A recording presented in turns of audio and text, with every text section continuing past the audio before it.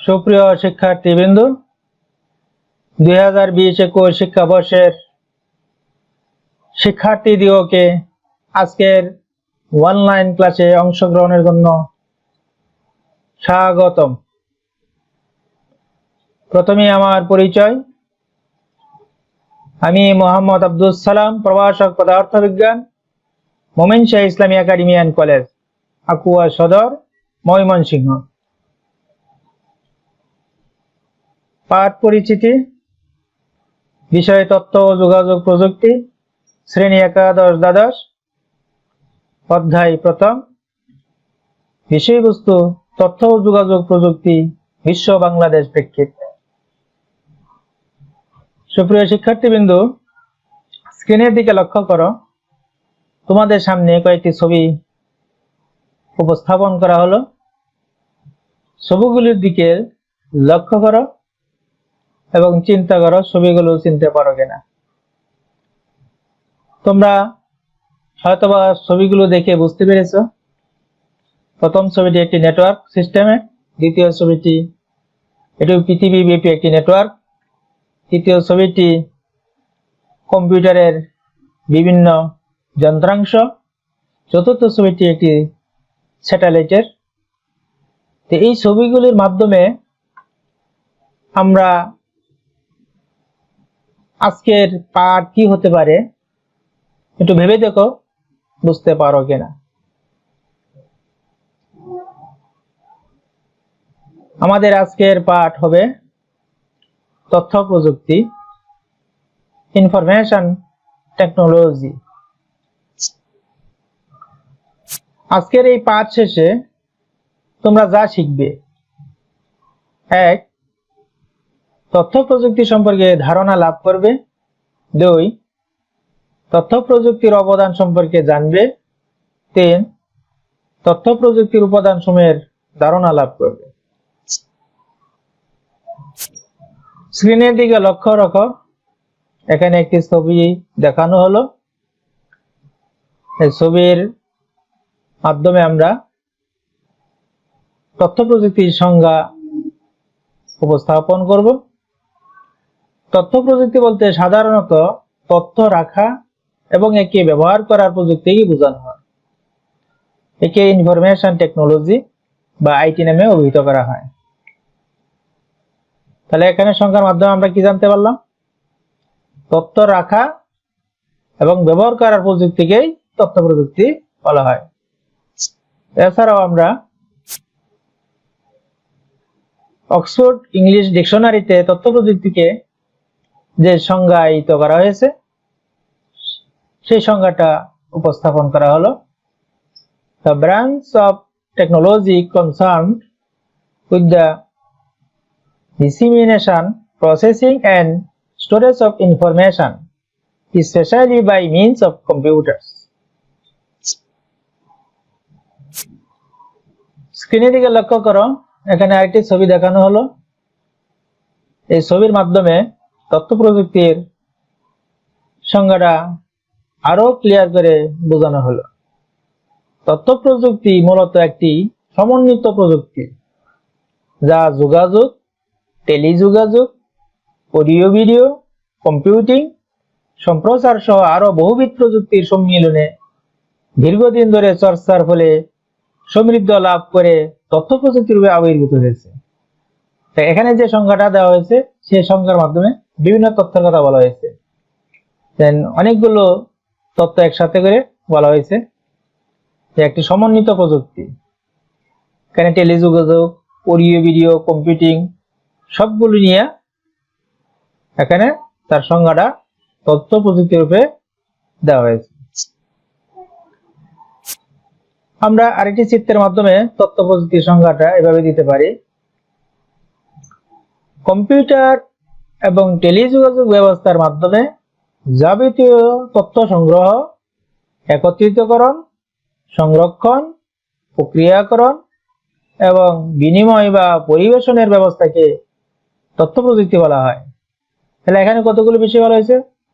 অর্থাৎ তথ্য প্রযুক্তিকে বুঝতে হলে আমাদের কম্পিউটার থাকতে হবে, টেলিযোগাযোগ ব্যবস্থা থাকতে হবে, তথ্য সংগ্রহ করতে হবে, একত্র করতে হবে এবং সংরক্ষণ করতে হবে, প্রক্রিয়া করতে হবে এবং বিনিময় করতে হবে। সবগুলোকে নিয়ে তথ্য প্রযুক্তি।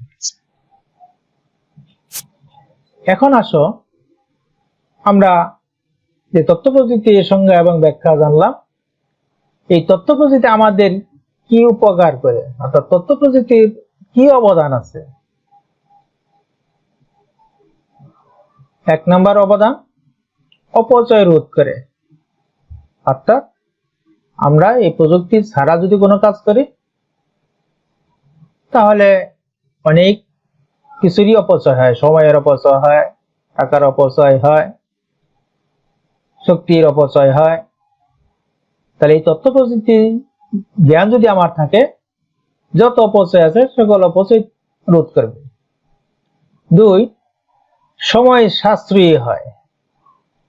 অর্থাৎ তথ্য প্রযুক্তি ছাড়া যদি আমি কোনো কাজ করি তাহলে যে সময় লাগবে, তথ্য প্রযুক্তির মাধ্যমে কাজ করলে বহু কম সময় লাগবে।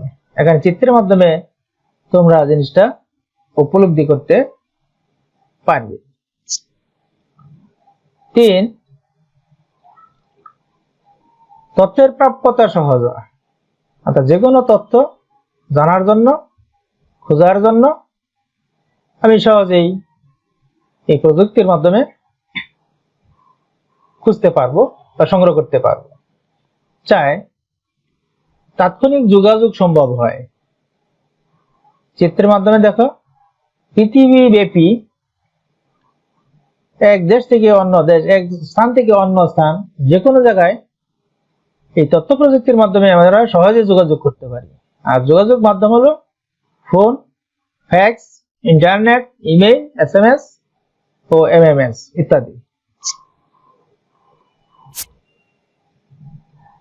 এখানে একটি ছবি উপস্থাপন করা হলো। এই ছবিটির মাধ্যমে আমরা কি বুঝতে পাই? 5, প্রশিক্ষণ ও সংশ্লিষ্ট কর্মকাণ্ডের গতিকে ত্বরান্বিত করে। অর্থাৎ আমরা যে কোনো প্রশিক্ষণ গ্রহণ করি, আর সেই প্রশিক্ষণ গ্রহণ করার সময় যদি তথ্য প্রযুক্তি থাকে, কম্পিউটার থাকে, নেটওয়ার্ক থাকে, তাহলে সেই প্রশিক্ষণ আমি সহজে গ্রহণ করতে পারবো বা সেই প্রশিক্ষণকে সহজে আমি কাজে লাগাতে পারবো। 6, সর্বক্ষেত্রে দক্ষতা বৃদ্ধি পায়। অর্থাৎ আমার 2টি হাত আছে, তথ্য প্রযুক্তি জ্ঞান থাকলে আমি 6টি হাতের কাজ করতে পারবো। অর্থাৎ আমি একা আরো 2 জনের কাজ আমি করতে পারবো যদি তথ্য প্রযুক্তি জ্ঞান আমার হাতে থাকে। এখানে একটি ছবি দেখানো হয়েছে। এই ছবির মাধ্যমে ধারণা হলো ব্যবসা বাণিজ্যে লাভজনক প্রক্রিয়া সৃষ্টি করে। এখানে অনেকগুলো কয়েন দেখানো হয়েছে। কয়েনের স্তরগুলো ধীরে ধীরে বৃদ্ধি পেয়েছে। অর্থাৎ আমি প্রথমে ব্যবসা শুরু করছিলাম 2টি কয়েন দ্বারা, ধীরে ধীরে আমার অনেকগুলো কয়েন অর্জন হয়েছে। অর্থাৎ তথ্য প্রযুক্তি জ্ঞান থাকলে আমি ব্যবসা বাণিজ্য করলে আমি লাভবান হব, আমার লস হবে না। 8, ই কমার্সের মাধ্যমে বিশ্বব্যাপী পণ্যের বাজার সৃষ্টি করা যায়। ই কমার্স মানে ইলেকট্রনিক কমার্স। অর্থাৎ তথ্য প্রযুক্তির মাধ্যমে ব্যবসা যদি আমি করি তাহলে আমার যে পণ্য আছে, ব্যবসায়ী পণ্য আছে, সেই ব্যবসায়ী পণ্যগুলো বিশ্বের বিভিন্ন জায়গায় ছড়িয়ে দিতে পারবো। মানুষ সেই পণ্যগুলো দেখে, দাম দেখে আমার সাথে লেনদেন করতে পারবে। এখানে একটি ছবি দেখানো হলো। সেখানে বোঝানো হয়েছে যে ঘরে বসে ইন্টারনেটের মাধ্যমে পছন্দের ও প্রয়োজনীয় জিনিসের অর্ডার দেওয়া যায়। অর্থাৎ তুমি এখন বাসায় আছো, আমি এখন বাসায় আছি। এখন ঢাকায় একটি মার্কেট আছে, সেই মার্কেটে বিভিন্ন প্রয়োজনীয় জিনিস তুমি ওয়েবসাইট থেকে দেখে, দাম দেখে নিজে অর্ডার করতে পারবে এবং টাকা পাঠাইলে মালগুলো তোমার বাড়িতে পৌঁছাই দিবে। তাহলে তোমার ঢাকা যাইতে অনেক টাকা খরচ হইতো, সময় নষ্ট হইতো। আর এই তথ্য প্রযুক্তির মাধ্যমে আমি সহজেই কেনাকাটা করতে পারবো। 11, মানব সম্পদের উন্নয়ন ঘটায়। মানব সম্পদ বলতে আমরা যারা মানুষ, আমরা লেখাপড়া করে লাস্ট পর্যন্ত জ্ঞান অর্জন করি, তারপর আমরা একটা চাকরিতে ঢুকি। তথ্য প্রযুক্তির মাধ্যমে আমি ঘরে বসেই এই যে মানব শক্তি আছে তাকে, তার জ্ঞানকে কাজে লেগে তাকে মান উন্নয়ন করানো যায়। আরেকটি চিত্র দেখানো হলো, ওই চিত্রের মাধ্যমে আমরা বুঝতে পারবো যে এখানে একটি শিল্প প্রতিষ্ঠানের চিত্র দেখানো হয়েছে। এখানে দেখা যাচ্ছে অনেকগুলো যন্ত্র আছে কিন্তু একজন লোক আছে। এটা ব্যাখ্যা হচ্ছে শিল্প প্রতিষ্ঠানে তথ্য প্রযুক্তির ব্যবহার মনুষ্য শক্তির অপচয় কমা। অর্থাৎ আমার একটা ব্যবসা প্রতিষ্ঠান আছে, সেই ব্যবসা প্রতিষ্ঠান যেখানে 100 লোকের দরকার, সেখানে যদি আমি 5 জন লোক দ্বারা কাজ করাই, সেই যদি তথ্য প্রযুক্তির উপকরণগুলো আমার হাতে থাকে, তাহলে 100 লোকের কাজ 5 জন লোকের মাধ্যমে করাইতে পারবো। আর একটা চিত্র তোমার সামনে উপস্থাপন করা হলো, তার ব্যাখ্যা হলো এখানে অনেকগুলো কম্পিউটার আছে। শিক্ষার্থীরা এখন ঘরে বসেই অনলাইনে বিশ্বের বিভিন্ন নামি দামি শিক্ষা প্রতিষ্ঠানে শিক্ষা গ্রহণ করতে পারছে।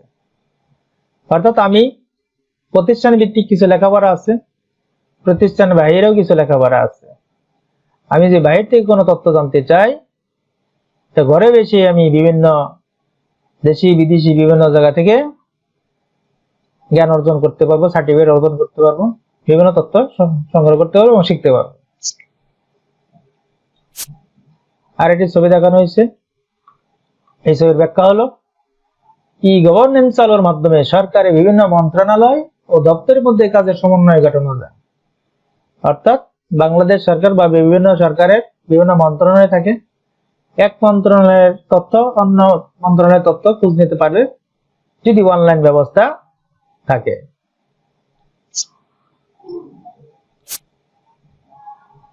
আরেকটি ছবি দেখানো হলো, সেই ছবির ব্যাখ্যা হলো এখানে একজন কম্পিউটার নিয়ে বসে আছে আর অনেকগুলো লোক ফাইট করছে কিছু জানার জন্য। তার ব্যাখ্যা হলো সিটিজেন চার্টারের মতো নাগরিক সুবিধাগুলো ঘরে বসেই পাওয়া যায়। অর্থাৎ দেশে বিদেশে যে সকল নাগরিক আছে তার বিভিন্ন তথ্য জানার জন্য যদি যাই, তাহলে কম্পিউটারের মাধ্যমে সেই তথ্যগুলো সহজেই পাওয়া যাবে। আর ইচ্ছা করলে আমি আমার যে কম্পিউটার থাকে, ল্যাপটপ থাকে, আমি নিজেই প্রসেস জানা থাকলে ঘরে বসে সেই তথ্যগুলো সংগ্রহ করতে পারবো। 15 নম্বর, আইসিটি ব্যবহার করে ঘরে বসে বিভিন্ন ইউটিলিটি বিল দেওয়া যায়। এখানে ইউটিলিটি বিল বলতে বিদ্যুৎ বিল, পানি বিল, গ্যাস বিল, ফোন বিল ইত্যাদি। এই সকল বিল সাধারণত আমরা ব্যাংকে গিয়ে দেই, কিন্তু এই আইসিটি প্রয়োগ যদি, অর্থাৎ আইসিটি জ্ঞান যদি আমার থাকে, সেগুলো যদি আমি ব্যবহার করতে পারি, তাহলে আমার ঘরে বসেই মোবাইলের মাধ্যমে আমি সেই বিলগুলো দিতে পারব। সুপ্রিয় শিক্ষার্থীবৃন্দ, এতক্ষণ আমরা আলোচনা করলাম তথ্য প্রযুক্তি কি এবং তথ্য প্রযুক্তির অবদান। এখন আমরা আলোচনা করব তথ্য প্রযুক্তির উপাদান নিয়ে। কি কি উপাদান আছে? এক, কম্পিউটার ও আনুষঙ্গিক যন্ত্রপাতি। এটি হলো মেইন উপাদান। একটা কম্পিউটার লাগবে, ল্যাপটপ লাগবে, আর এই ল্যাপটপ বা কম্পিউটার চালানোর জন্য যে সকল যন্ত্রপাতি লাগে সবগুলো সমন্বয় করলে আমি এই সুযোগটা গ্রহণ করতে পারবো। 2, কম্পিউটিং। এখানে চিত্রের মাধ্যমে কম্পিউটিং যন্ত্র তোমাদেরকে দেখানো হলো। 3, রেডিও, টেলিভিশন ও ফ্যাক্স। তো আমরা প্রথমে আমাদের টেলিভিশন ছিল না, ফ্যাক্স ছিল না, শুধু রেডিও ছিল। রেডিওর পরে আমরা টেলিভিশনের সুবিধা পেয়েছি, এখন আমরা ফ্যাক্সের সুবিধা পেয়েছি। এই সবগুলোই তথ্য প্রযুক্তির উপাদান। যখন রেডিও ছিল তখন আমরা ছবি দেখতে পাই নাই, শুনতে পেরেছি বিভিন্ন তথ্য, বিভিন্ন খবর। টিভি যখন আবিষ্কার হয়েছে তখন টিভির মাধ্যমে আমরা শুনতেও পেরেছি, দেখতেও পেরেছি। ফ্যাক্সের মাধ্যমে কোনো তথ্য আমার বাসা থেকে বা যে কোনো দোকান থেকে আমি ঢাকাতে বা অন্য দেশে সহজেই আমার তথ্যগুলো পাঠাইতে পারি। 4 অডিও ভিডিও, অর্থাৎ আমি রেকর্ড করতে পারবো, ভিডিও করতে পারবো। 5 স্যাটেলাইট, অর্থাৎ স্যাটেলাইট থাকলে সেই তথ্য প্রযুক্তির অবদান আমি সহজেই কাজে লাগাইতে পারবো।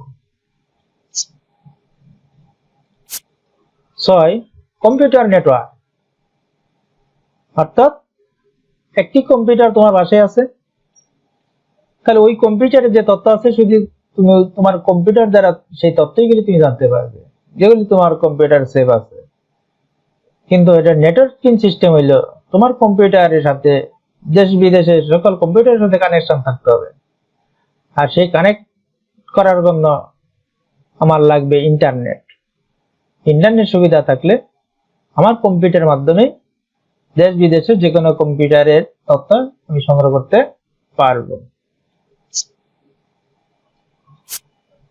আর আধুনিক টেলিযোগাযোগ, অর্থাৎ আমি এক দেশ থেকে আরেক দেশের তথ্য যদি সহজে জানতে চাই তাহলে আধুনিক টেলিযোগাযোগ ব্যবস্থা থাকতে হবে, অর্থাৎ আমার ডিশ লাইন থাকতে হবে। 9 মডেম, অর্থাৎ আমার কম্পিউটার বা ল্যাপটপের সাথে যদি অন্য কোনো কম্পিউটার বা ল্যাপটপের সাথে কানেকশন করতে চাই দেশ বিদেশে, তাহলে এই যে ছোট্ট যন্ত্রাংশটি দেখতে পেয়েছ সেই যন্ত্রাংশটি হলো মডেম। এটা কানেক্ট করতে হবে, এটার ভিতরে একটা সিম আছে, সিমের মধ্যে এমবি ঢোকাতে হবে, তারপর তোমার কম্পিউটারের সাথে দেশ বিদেশে যে কোনো কম্পিউটার সংযোগ হয়ে যাবে এবং তোমার যে কোনো তথ্য জানতে সহজ হবে। সুপ্রিয় শিক্ষার্থীবৃন্দ, এতক্ষণ আমরা তথ্য প্রযুক্তির অবদান, তথ্য প্রযুক্তির উপাদানগুলো নিয়ে আলোচনা করেছি। আজকের বারে এই কাজের মাধ্যমে আমার ক্লাস কার্যক্রম সমাপ্তি হবে। সকলেই খাতা কলম নিয়ে রেডি থাকো এবং বাড়ি কাজটি লিখে নাও। আগামী ক্লাসের আগে বাড়ি কাজটি করে রাখবে অবশ্যই। 1 তথ্য প্রযুক্তি বলতে কি বোঝায় আলোচনা করো। 2 আধুনিক বিশ্বে তথ্য প্রযুক্তির উল্লেখযোগ্য অবদানগুলো লিখো। 3 তথ্য প্রযুক্তির উপাদান সমূহ কি কি লিখো। এই যে 3টি প্রশ্ন দেওয়া হলো, 3টি প্রশ্নের সকল তথ্যই এখানে আলোচনা হয়েছে। তোমরা যদি মনোযোগ দিয়ে ক্লাসটি শুনে থাকো, দেখে থাকো, তাহলে অবশ্যই উত্তর খুঁজে বের করতে পারবে। প্রয়োজনে বইয়ের সহযোগিতা নিবে। তাই আজকের বাড়ি কাজের মাধ্যমে তোমাদের কাছ থেকে বিদায় নিচ্ছি। বিদায়ের আগে সকলকে ধন্যবাদ জানিয়ে আসসালামু আলাইকুম ওয়া রাহমাতুল্লাহি ওয়া বারাকাতুহু।